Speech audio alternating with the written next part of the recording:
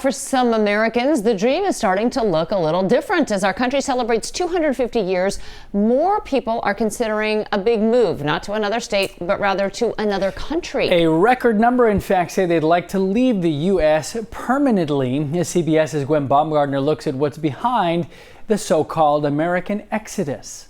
At this hotel conference center, dozens of Californians are exploring their options abroad. I've been here for, how old am I, 103? Time for a change. It's part of a booming business helping Americans move overseas. David Govaker represents Optimize Investment Partners, who organize this event for people interested in living in Portugal. They want specific answers like, what is the taxation? How soon do I get my residency? An estimated 180,000 U.S. citizens moved abroad last year as the number of people entering the country minus those leaving turned negative for the first time since the Great Depression. A 2025 Gallup poll found 20% of Americans would like to leave the U.S. permanently.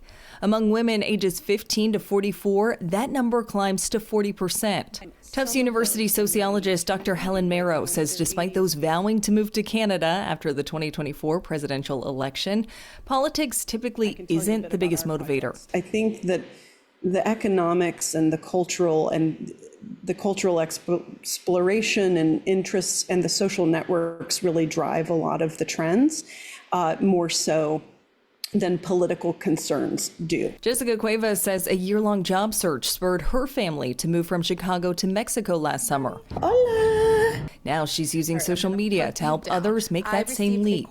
I think it's allowing people to have that creativity and wantingness to have a different experience. Sharing the idea that the American dream can sometimes take you elsewhere.